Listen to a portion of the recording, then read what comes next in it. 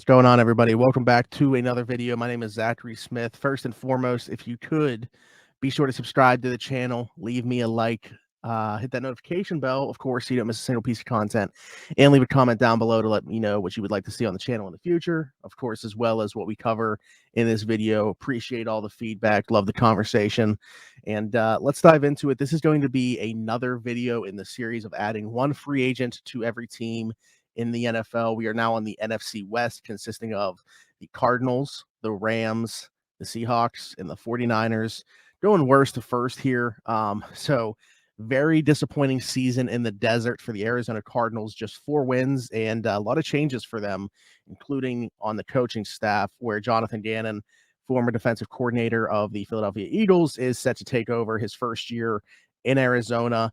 That's why this one makes so much sense to me.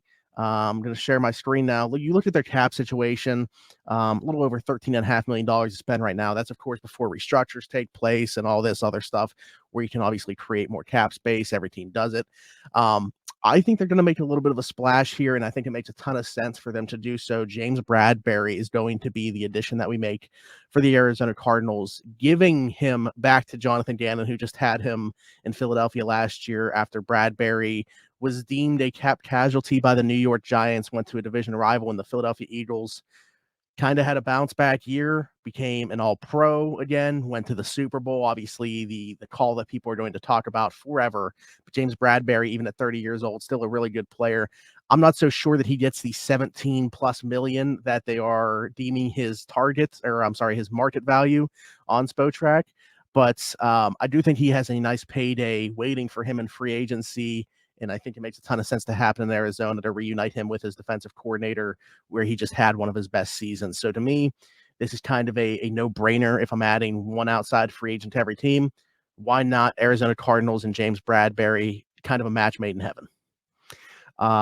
Second to last place would have been the previous Super Bowl champion, LA Rams. Little bit of surprise there, I think, too. I think a lot of people just thought that it would be the Seahawks, like dead last by far in this division. But the Rams, who are in not a great cap situation, obviously they're in the negative. They'll create space. Every team does it. You know, they're going to restructure some deals, cash over cap, pay a bunch of signing bonuses up front. And I look at that offensive line, and that's where I'm going to improve here. Former Browns center Ethan Pocic is going to be the guy that I give to the Rams, who need a ton of help on that offensive line. They run a similar wide zone scheme in LA as to the one that he was playing in, where he had the 3rd highest grade of all centers and the 2nd highest run grade on blocking outside zone runs. So I think and I just messed up talking there a ton. But yes, he was very good as a run blocker, even better than he was inside. So to me, the Rams, who need a ton of help on the offensive line, this makes a ton of sense as an addition. I don't think that he's necessarily going to break the bank in free agency, but I do think that he would be an outside free agent that the Rams would love to add. A team that is so strapped in terms of the cap, and they're going to need to make some moves to get under it, while finding ways to improve, obviously. And they're just going to have, I think, some natural improvement, assuming, Stafford's able to get back. I know there's some questions about that, but obviously, like, they lost Cooper Kupp last year. They lost so many guys last year. So just the natural process of getting guys back. Aaron Donald down the stretch, missed his first games in the NFL. So many guys, so many things went wrong for LA last year, that I just don't think that they're going to be that bad again. Obviously, they don't have the picks to help them either, but I think Ethan Pocic will be a surreal addition for them. Moving on, we got the Seattle Seahawks, a bit of a surprise team last year. I say a bit of, I mean, for sure me. I don't know how many people had them going to the playoffs. What a story for Geno Smith and Pete Carroll. Good bit of cap space for them, too. They do have a good bit of free agents that they would probably like to take care of, including Geno Smith himself. We will see how that plays out. Interesting when you have a guy, getting past nearing mid-30s, who has he's what, like 31, 32, who's coming off the season that he just had and kind of revitalized his career in Seattle. Kind of an interesting dilemma. because he's probably looking to finally have a payday. At the same time, is Seattle going to want to bank on that one really good year of production? Be interesting to see how that plays out. But yeah, they're in a pretty good spot.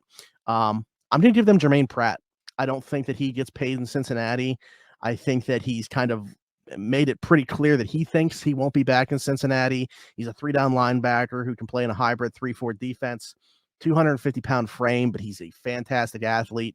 3-down guy there who, is a 3rd-round pick, has turned himself into pretty much being on the field for all snaps. As a Steelers fan, I've seen a ton of this guy, and I'm ready for him to get out of the division. I think Seattle would make a ton of sense for him, and I love that fit. And then finally, we're going to have the San Francisco 49ers, of course. Kind of a shame how their season came to an end. Went on a fantastic run the second half of the season. Bringing in Christian McCaffrey really helped out. What a story Brock Purdy was. Then he gets hurt in that NFC Championship game, and they were never able to keep up with it. It was a game over at that point. I think Philly still wins regardless of what happens with that injury, but that really gave them no possible shot. For them, I'm looking offensive line here as well, similarly to the Rams.